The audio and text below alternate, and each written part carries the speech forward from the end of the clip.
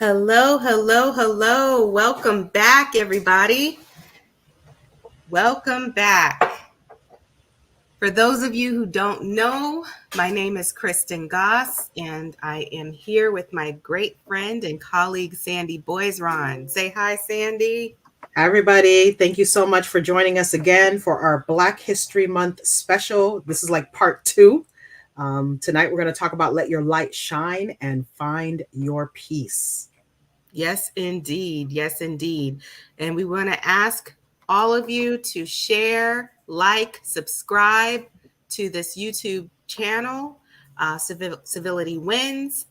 More to come on Civility Wins. And I'm just excited about what we are about to share with you all this evening. So, going into letting your light shine. A part of the book, Civility Wins, there's a section that we talk about that's focusing on confidence. And as attorneys, sometimes, especially Black attorneys, there may be this perceived, this perception that you have in the arena that might kind of lean towards you not feeling confident in the legal arena. So, Sandy, I want you to start our conversation off talking about what thoughts come to mind when it comes to the topic of confidence in the legal arena. So, the interesting part is when we decided to talk about this Black History Month topic, much of it had to do with our personal experiences, both collectively as well as individually. And so when I think of confidence in this profession, specifically as Black women in the profession, I think of all of the instances in which I found myself questioning my own confidence in myself and in my abilities and in my skills, not because at a basic level I felt like I was not capable, but because there are a lot of things that go on in our profession that really cause you to kind of scratch your head about your position, about your role, about your ability to get through the process. Because we learn the law in law school, we learn process in law school. We don't learn the substance of the day to day practice, we don't learn nuance. And so when we actually came into practice, is when we became attorneys, right? So, you get your license and you start to practice, but until you face circumstances, you don't have a reason to kind of question yourself, right? So when you really start to practice is when you get ingrained in this idea of, can I really do this? Is this something that I'm going to really be able to do? And you're presented with real life scenarios, right? Because in law school, we get casebook scenarios, we get scenarios that have already played themselves out. And sometimes we kind of do some predictions on what will happen in a certain situation. But there's nothing like having your bar license on the line and you being actually held accountable for the fate of someone or someone's case. And so confidence for me is one of the core things that I would say impacts an attorney's ability to be their best and to be unbothered by all of the factors that are against us in the system. Because I feel like our licenses are always under attack, right? No matter what we do, specifically as Black attorneys, no matter what we do, it's looked at in a different light. And that's why a lot of times we hear conversations about, we have to work like 10 times harder. Why do we have to work 10 times harder? We're all at the same level, skill ability. We're all at the same opportunity because we all passed the bar exam. We all went to law school. But immediately upon entering the profession, we're at a level that is not at the level of everybody else, is how I would describe it.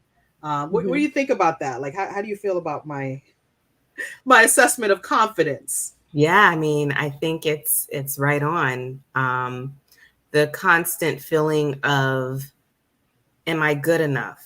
You know, um, am I, prepared enough?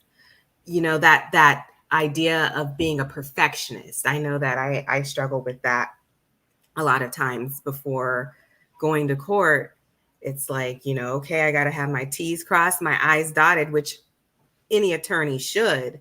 But I feel like the pressure is way more because, if you make one little mistake or, misquote a case law or something like that, you're going to automatically be corrected and, be corrected really quickly.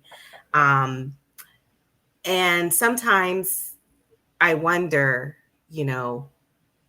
because you and I both, I would say we look fairly young. Um, and we're, clearly Black. Um, does our color sometimes, is it perceived as we're young and inexperienced? And is that something viewed as negative? Um, you know, Depending on the environment or certain questions that might be asked of us, or maybe even not even questions but statements that are said without being solicited. So I would equate it to unsolicited advice, perhaps. um Right.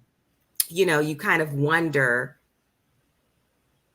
is someone else being um viewed the same way? I'll put it like that. Look, the unsolicited advice that I've gotten over the years, I could write a whole book about this Mhm. topic. Mhm. I've had instances where I am sitting in the judge's chambers, where we do it, in probate we sit in the chambers. We're not really in a courtroom per se. And I've had folks look at stuff that I've drafted and make commentary as if it's like, that you have to go to this section of the website to get the form. And I'm looking at the person like, yeah, this is the form, the new updated forms from the current website. So, it's like when people give you certain commentary, you start to wonder, do you do this to everyone else? It's the same story as when we walk into the courthouse and we get commentary like, attorneys have to be in this line. So regular civilians, regular people go on that line over there, but attorneys are for this line over here. I'm Mhm. like, okay, I thought I had the attorney suit on, you know what I mean? Like, the gear that you would wear and the file folder in my hand. So it's just like, but when you look at them talking to other people, you don't see the same commentary, right? So it's like it Mhm. almost makes you wonder, are you only targeting me because by nature of the fact that I am a Black attorney, Mhm. I'm already seen in a different, I guess, light. Mhm. Um, and I firmly believe that. I really think that when people conceive of the idea of attorney, the first visual they get, and I'm not gonna mention who they look at, because I know how this goes. People want to say whatever they want, and probably say that I'm gonna judge a person or a group of people. We know, you and I both, Mhm. who people think of when they hear the word attorney, right? Mhm. It's definitely not this young lady with the locks. It's definitely not the young lady with the curls next to me. Mhm. It's definitely not a lot of our personal circle of colleagues who are small firm owners. Mhm. Um, there's a different face that's attached to the concept of attorney. And even with us going through law school and our experiences, whenever we look at scenarios, there is a cookie cutter image of what an attorney is, Mhm. what they look like, how they Mhm. dress, what Mhm. their office looks like. Like there's this Mhm. whole persona, Mhm. and it's already ironed out Mhm. without our involvement, right? Mhm. So, with that in mind, we're already starting, it's like we're in a race and Mhm. we're already at the back of the race, right? We're at the end of the race at the back, and everybody else is in front of us. Mm-hmm. And so with that, we kind of don't ever get seen in the Mm-hmm. process, Mm-hmm. even by our own clients. Mm-hmm. Mm-hmm. So, I really think that all of this really takes a toll on someone's ability to be confident in their abilities, because many times you're going to question yourself Yeah. without even warranted, like it's not even warranted you're questioning yourself. Mm-hmm. Sometimes I'll sit and I'll look at certain cases that I've been able to accomplish certain things, even things that people have told me, you're not going to be able to do that. Mm-hmm. And I would always think to myself, well, maybe not, but me trying is possible, right? Like I Mm-hmm. can look at the case law, I can look Mm-hmm. at the statutes, and Mm-hmm. I can see if there's an argument to be made, and ultimately the judge will make the decision. Mm-hmm. And the funny thing is, I've had a number of situations where someone said blatantly, no, you can't do that. Mm-hmm. And I've been like, well, I'm going to do it. And I've Mm-hmm. done it. Mm-hmm. So, this is where you have to be, I almost want to describe it as self-confident. You Mm-hmm. have to have an understanding and awareness of yourself to surpass these issues that are always going to come up, because again, we're starting behind the mark. Mm-hmm. It's no coincidence that only, what percentage did we say? It was like 5% of United States attorneys are African American or Black. Mm-hmm. Mm-hmm. That's no coincidence that we would be starting from a different place. Now, does that mean we don't have opportunity? That's not what I'm saying. Does Mm-hmm. that mean that we're not able to get into the system and perform? That's Mm-hmm. not what I'm saying. Mm-hmm. I'm Mm-hmm. simply saying when I walk into a room and someone that looks nothing like me walks into a room, automatically that other person gets a level of respect and regard. Mm-hmm. And automatically I'm like, court reporter, and nothing against the court reporter, right? This is not about who's above another. It's Mm-hmm. about, why am I not able to be the attorney in the Mm-hmm. same way that you are able to be the attorney? Mm-hmm. And trust me, it's Yeah. done by the judges too. It's not just like, other attorneys or colleagues or people at the courthouse. I've had judges make commentaries like, oh, are you the client? Mm. Well, why was that the first word that came out of your mouth? Oh, are you the attorney? It's almost like asking, like, apprehensively, like, she can't be the attorney, but maybe she is. Mm-hmm. So I just have a hard time with some of these concepts, and I start to wonder, is it us Mm-hmm. or is it the system? Mm-hmm. Is it us or is it our lack of confidence in us? Mm-hmm. And I don't have an answer to that. But what Mm-hmm. my answer is for myself is that Mm-hmm. I'm going to do everything in my power to maintain my sense of self, Mm-hmm. surround myself with people who also understand their worth and their Mm-hmm. ability and their skill level, Mm-hmm. and we'll figure it out. Mm-hmm. I agree with you. And that brings me to a quote that we have in our book, that is centered on confidence. And it says, I am more than capable and competent to practice law. I think that's something we should like post somewhere in our Yes. offices, like in the quote, like big, letters, so that every single day that can be our mantra. We get up and we just take a look at that quote. I am more than capable and competent to practice law. Absolutely. So, I mean, yeah. that definitely is a mantra of sorts that we can Mm-hmm. continue to keep in mind as we deal with different situations. Mm-hmm. Absolutely. Um, so let's talk a little bit about finding your peace. And in Civility Wins, we have two topics, one on bullying and one on red flags. So focusing on the topic of bullying first, we have a quote in the book that says, scare tactics will not and cannot deter me. I'm going to say that one more time. Scare tactics will not and cannot deter me. Say it for the people in the back, right? Yes. When you think about that or hear that statement, what comes to mind? A flood of thoughts, because you and I both have dealt with some things together. Mm-hmm. I know I've had a ton of situations where, I get that email from the opposing counsel, basically either threatening my license, Mm-hmm. threatening, that I'm going to lose the case, or threatening that they're going to file something, or they're going to try to sanction. Mm-hmm. And I always think to myself, it's like, you very well may be able to do all of those things. Mm-hmm. What's the point of you telling me about it? Mm-hmm. Right? Mm-hmm. If Mm-hmm. you are in the power position, right? If you are in the winning position, then whatever it is that you do is going to give you the results that you're looking for. Mm-hmm. If in fact you are right.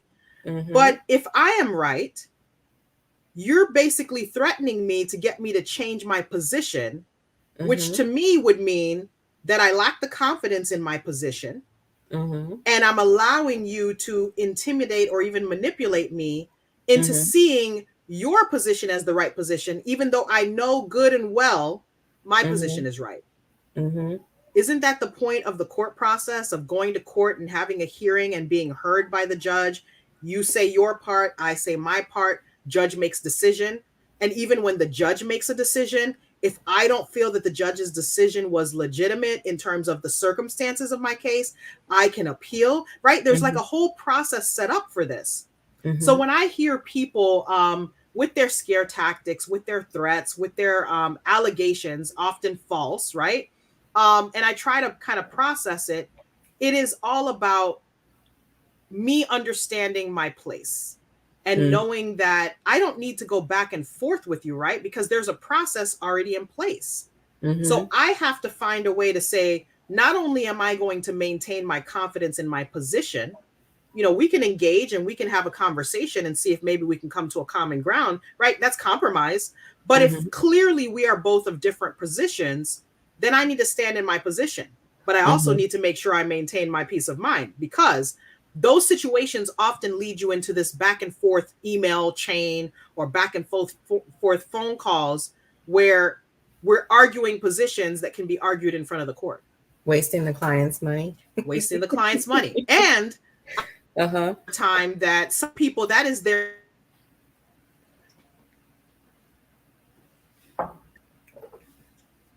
we just had a little glitch. Some people are in that position where they're, basically racking up their bill. I'm Mm-hmm. not in that position. I'm not trying Right. to rack up my client's bill. I'm trying to make Right. sure that I do what I can to accomplish my goal for my client Mm-hmm. without trying to break the bank. Exactly. And that's Exactly. always been my position from day one. Any of my clients, they can go around and go to other attorneys and get quotes and do what they want to do, and I'm all but guaranteed that I'm Mm-hmm. reasonable. Mm-hmm. I'm Mm-hmm. reasonable. So when I think about this issue of finding peace, um Mm-hmm. it is a daily struggle to me, Mm-hmm. because I'll give you an example with me today. Mm-hmm. You know that I've been dealing with quite a bit. I had COVID over the holidays. My aunt passed away recently. I've been dealing with this issue at home with some things with the home repairs. Have all kinds of things going on in cases. Dealing with so many different things. Mm-hmm. If I were to succumb to the elements around me, right, all of these things pulling at me, in addition to the work that I do that is very demanding, because dealing with people's lives, people who've passed away, people who want to get documents done, everybody wants my, I want. Mm-hmm. If I weren't able to kind of separate myself from those moments and turn Mm-hmm. off all the noise, I would lose my mind Mm-hmm. without question. Um, and the legal profession is notorious for having folks who kind of have, issues with substances and issues with addictions, and things that are basically used to soothe us Mm-hmm. from the everyday activity of the practice of law. Mm-hmm. Um, and it's understandable. Mm-hmm. We all can fall into certain positioning because this system affects us in a lot of different ways, Mm-hmm. more than we really recognize. Mm-hmm. And sometimes I look at the people that leave the system and I think to myself, um, I get it.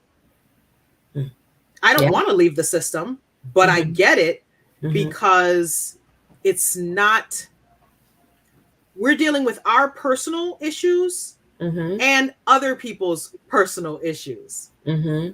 So it's Mm-hmm. like when you say that cup runneth over, Yes. it can really get to be a real bear. Mm-hmm. Mm-hmm. So I am very, very committed to myself in finding ways to carve out peace in my days. Mm-hmm. Example today. Today was an extremely long day. I really didn't get a lot done because a lot of other things were cutting into my day. Um, but doing something like this with you, having this conversation, this Mm-hmm. is soothing to me. This is a separate step from the actual practice of law. Mm-hmm. Taking some time to clear my head, get out of my space, my Mm-hmm. workspace, Mm-hmm. um, finding an understanding in what is happening and reading between the lines. Mm-hmm. Many times situations come up to break your peace. Mm. That could be in a client, that could be in a judge or a person at the courthouse. It could be in your family member. It could be in a friend, just a circumstance that, car breaks down. Many things come about to break your peace. Mm-hmm. It is Mm-hmm. up to you to find a bit of centering Mm-hmm. after each of these blows hits you, because you're going to get a lot of blows some days. Some days Mm-hmm. it might be great. Other days might be just a downhill tumble, and you're like, what else can go wrong today? Mm. Yeah. So my word on this is you absolutely must find whatever it may be that Mm-hmm. gives you a sense of control over your peace of mind, Mm. um, some control over your anxiety and your stress and your frustrations. And sometimes, trust me, it is stepping away from everything. I know that's easier said than done, but 10 minutes is not going to break the world. Mm-hmm. 30 minutes, an hour, one Mm-hmm. day is not going to break the world. And you'll end up being more productive doing Absolutely. that. Yeah. Absolutely. And that actually brings me to think about our next topic, red flags, because one thought comes to mind is boundaries. And I think having healthy boundaries, whether it's in your personal life, your business, etc., is key to finding that peace as well. Like you Right. say, you step away. There's a certain protocol in your business. Where your assistant may funnel certain calls, because you just can't do it all. We're one person. And while we would love to save the world, and it's our passion to help people, we're human. And it's very important to make sure that we set those boundaries. Um, so speaking of red flags, there's a quote in our book that says, if it doesn't seem right or feel right, it probably isn't. Go with your gut. So, speaking of red flags, is there something that stands out to you, Sandy? Because I know we addressed this in our book, Civility Wins, and just want to put that plug in right now again. Be on the lookout for more information about our promo coming up when Civility Wins. We are also on IG at Civility Wins Series. But what comes to mind, Sandy, when you hear the word red flags? What are some of the experiences you have gone through? So my ultimate position at this point is to really weed out situations that I already know from the jump are going to disturb my peace. Um, and even when I start to look at different situations that I've been in the past, I literally can take each situation and identify a list of red flags. Mm, It's kind of like this, for those that are currently practicing or may enter the practice, you have to think about some of the characteristics that make someone an ideal client for you, or an ideal referral source for you, or an ideal mentor or an ideal, partner or colleague, all of the things that kind of trigger you to lose your peace are the things that you're going to find as you go through different situations. And so I've identified for myself that, when I get into a situation and I'm speaking to somebody for the very first time, their tone of voice, their attitude, some of the behaviors, all of those things jumble in together and give me those red flags. So I can tell you there have been instances where someone's contacted my office. They'll call, and if they don't get an answer, they call like 10 more times. That's a red flag, right? Because the assumption when you're doing that is that we're not doing anything, right? So you call and you speak to someone and they say, hey, the attorney's in court or the attorney's out or something like that. It's like the assumption is, well, I just need to keep calling. And I love it because my Haitian community, my favorite community, I'm Haitian by family, right? My both of my parents are Haitian. And so what I love with my folks is when they call me, they'll be like, Miss, but you didn't answer. So I just needed to call you back. And I'm like, but you don't have to call back that many times. When you call that one time, trust me, I have a call log, right? But if you call 10 times, now you've messed up the whole call log because now I'm sorting through your 10 calls in between other calls. And the goal is for me to call you first in the chain, right? But if you call like 10 times, it's sometimes hard for me to figure out when was your first call, right? And the other thing would be, I've had instances where I guess I would describe these as the higher net worth client, where their behavior may be, it's kind of like, you work for me. That's the behavior. It's like, well, I'm going to call the shots and how this is going to go. And I had a situation not long ago where the person wanted to dictate, how my process goes. And my thing was, no, that's not how this is going to work. I understand that you want to pay for a service, but I'm the provider of the service. So I'm going to give you like the boundaries and the things that are going to happen and how it's going to happen. Yes, you're going to pay for the service. You're going to sign a contract and we're going to agree to some terms and conditions, but you're not going to change my core terms, right? So if I tell you that you have to sign a fee agreement, we have to do an intake, and then you'll make your payment, and that is when we start services, you can't just make your payment and think that I'm your attorney. It doesn't work that way, right? So I've had those instances, and trust me, those are red flags. Honestly, when the person does that, immediately you should be triggered to say to yourself, is this what I want? Because again, we're talking about finding your peace. Is this what I want? Do I want to have to go back and forth with someone to follow what I have already ironed out? Right. Yeah. And I'm not perfect by any means. Trust me, I have a boatload of issues that I've had to iron out in my practice as a business, in my practice as a practitioner, in my ability to understand how to mix legal profession with my work as a practitioner. And so I've learned a lot of hard lessons.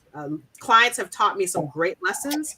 Some have been really, really great experiences. Some have been really, really stressful and frustrating experiences. Some have been, I've learned, man, my bad. I really have to do better and I have to make adjustments. So I think in finding your peace, you will find that the things that are going to trigger you in a negative way are easily identifiable. You just have to pay close attention and pay attention to how you feel. When somebody calls you on the phone and your heart starts to palpitate, that's not a good feeling. When somebody calls you on the phone and you know that they are going to be using up your time intentionally for free, even though they understand that you have a process, like if you had a consult with somebody and then they want to keep calling you after you've had the consult and they don't want to hire you, you're letting go of your peace. So, there's a lot of little things that you can do to pinpoint those red flag behaviors. And we're not just talking about client services. Since we're attorneys, I figure, we'll talk about it from the, practitioner to the client perspective. But this also goes with friends, family, and people who are maybe referring cases to you. I get a lot of situations where people give folks my cell phone number. I'm like, ah, please don't give them my cell phone, because there's no boundaries on a cell phone. Mm-hmm. I can't tell, whether this person is a personal call or a business call. And I'm not of the belief that you should be really engaging on your private personal cell phone for business. I Mm-hmm. think you should have a dedicated line for business. Mm-hmm. That's another find your peace type situation. And before I wrap that thought, to tie this to this concept behind, tie this concept to Black History Month. Um, Anytime Black History Month comes around, for me, it's just an opportunity for us to highlight certain things specific to the Black experience, specific to things that impact us, particularly in a really challenging way. Mm-hmm. Um, as Black attorneys, as Black female attorneys in particular for us, um, we sometimes don't understand how much the outside influences impact our peace until we're in the hospital, Mm-hmm. Yeah. until we're having a breakdown, Mm-hmm. until we are finding ourselves crippled from just the stress of it all, Mm-hmm. right? Um, so I think, in particular, as Black attorneys, we're already dealing with so many factors, so many issues, so many situations that question our very existence in the practice. Mm-hmm. Something like finding your peace and letting your light shine, that has to be at the forefront of your every single day. Absolutely. It has to be. Absolutely. I definitely agree. Um, for me, one thing that sticks out as an example for red flags is, you have your typical contract, and as attorneys, we keep a line of communication open with the client. And of course, we're working with them, we're working as a team. Um, but as the attorney, they come to us because, of course, we have the legal knowledge. So anytime I'm going to make a statement or give certain guidance, um, and kind of explain the reasoning behind, even though the person may not understand it totally, but at least I'm doing this because the judge may likely say X or do X. If that guidance is not being respected, or if the Right. guidance is not being adhered to, then there comes a point where, do you want to commit malpractice? Absolutely not.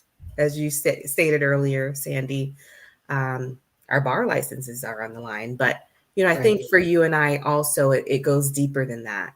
Um, we have certain values and morals that just would not allow us to do certain things. We Right. set certain standards for ourselves, not just in the legal industry, but just personally as human beings. And so, that's something that is key. Like you said, you have to know your limitations. You have to know what you will accept, what you will not accept, and know that that's okay. And going back to the confidence piece, being confident Right. in that decision and continuing to let your light shine. As individuals, we are attorneys and we are individuals, and Right. we have differing ways of going about doing things and representing people. I can't be you, you can't be me, and we can't be anybody else. And I think that that's something also to really own, you know um and I think that that's important when it comes to the red flags. I mean, not every client is for you, and that's okay. But it's more,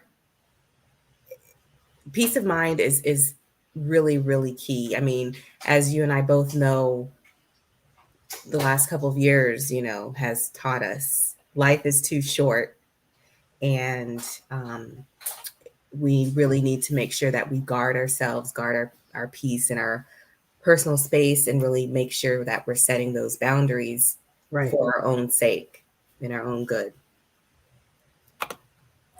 You know that there's something that you just said is like for our own sake, right?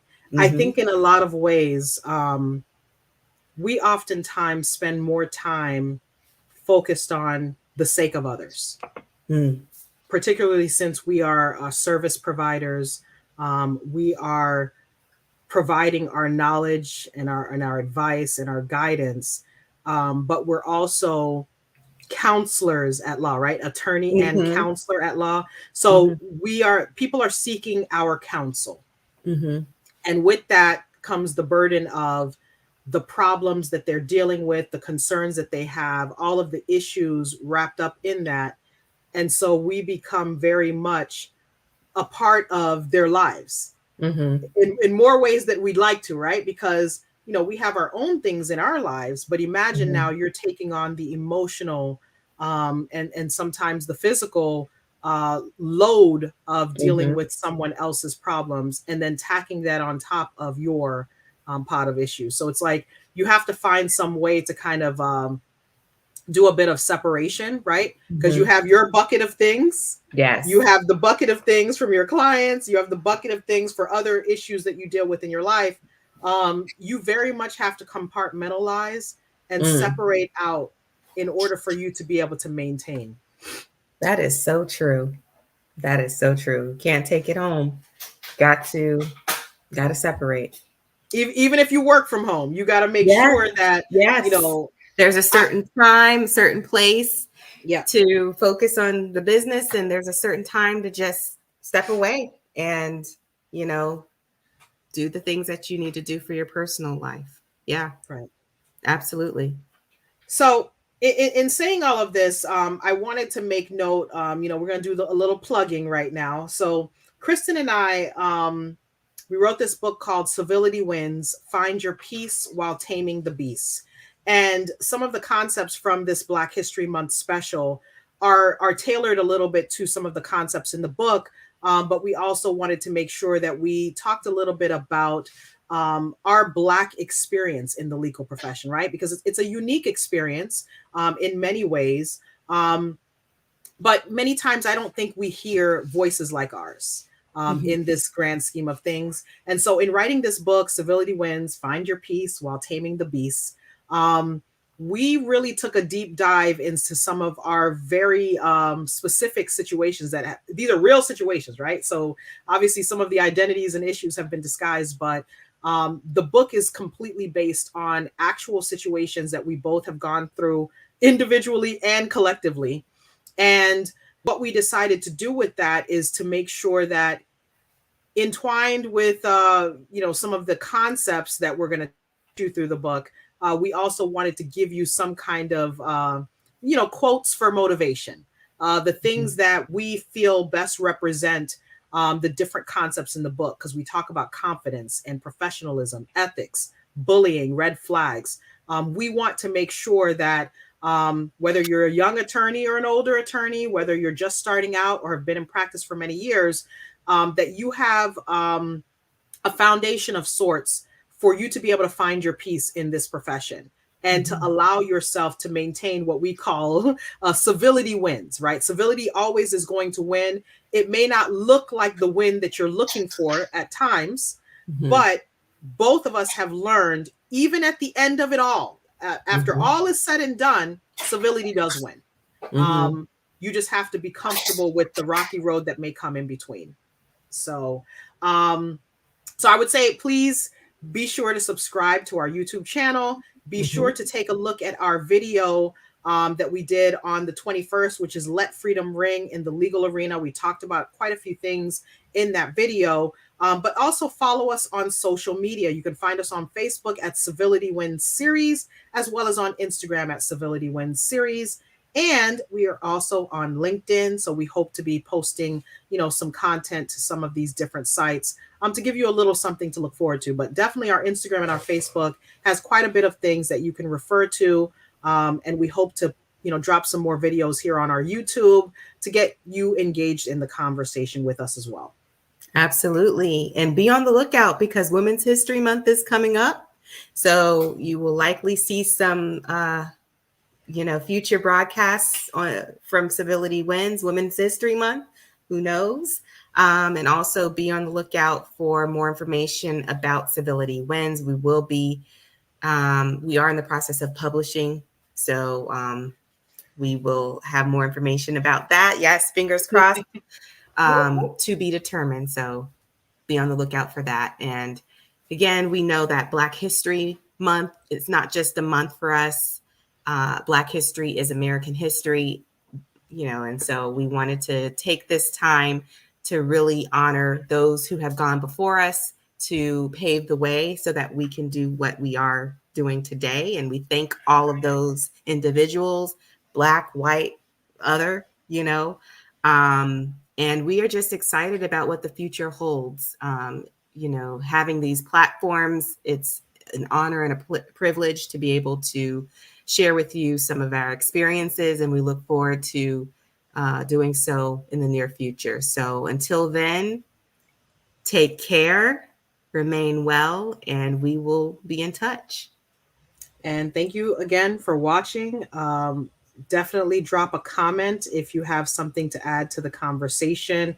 If you have any topics that you'd like us to talk about, we're looking forward to dropping probably a couple of videos during Women's History Month. We may do a little special, right? So we want to make sure that if you have some feedback for us, that you go ahead and drop that. And I'm going to add something before we go, Kristen, because I know that since we're talking about, finding your peace, we've had some recent stories locally. We're here in South Florida. We've had some stories recently about, attorneys going through certain experiences.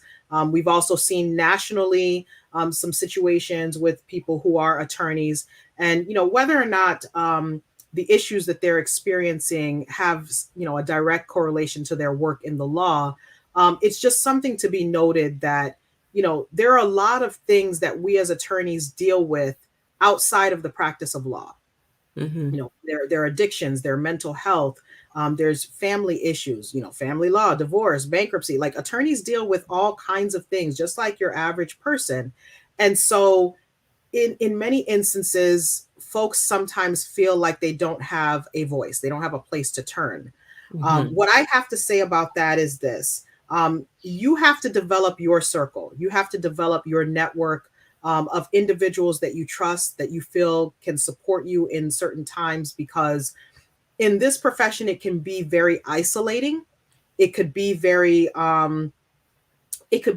draining to your spirit if you allow yourself to be lost in the mix, right? Sometimes you have to think about ways that you can get support. And even for those of us who may not be going through certain things, but see other people in need, sometimes it's important for us to find ways that we can help and support others. Because, we're all in this profession together. Ideally, we would want each and every one of us to have the best experience possible. And, it kind of touches me in a weird place when I see other attorneys going through situations, because it just reminds me that, we're very much human, right? We have a lot of things that we're going to experience outside of the work. And to put that on top of this work, for me, is an extra special thing to take note of. It could really throw somebody over the edge and really put them in a position where they're at a breaking point. And so, as I know that the Florida Bar talks a lot about wellness and mental health at this point, but I think that we still have a great deal to do. I hear stories all the time of attorneys dealing with very rough situations. And I'm always curious if they have someone that they can turn to. I know I can call Kristen. I can call my partner, G. I can call, Lisa. Like, I have a ton of folks that I can reach out to when I'm feeling a certain way, or when I just need a break from it all, right?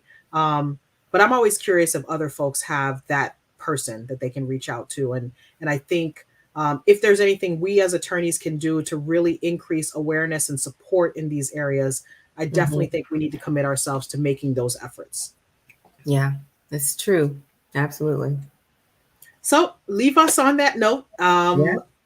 Definitely appreciate you guys for tuning in. And if you have any questions, don't hesitate to reach out to us.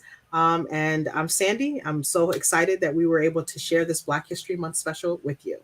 Yes, Kristen Goss. And don't forget to like, share, and subscribe to our YouTube page, Civility Wins. Until next time, take care. Bye. Bye.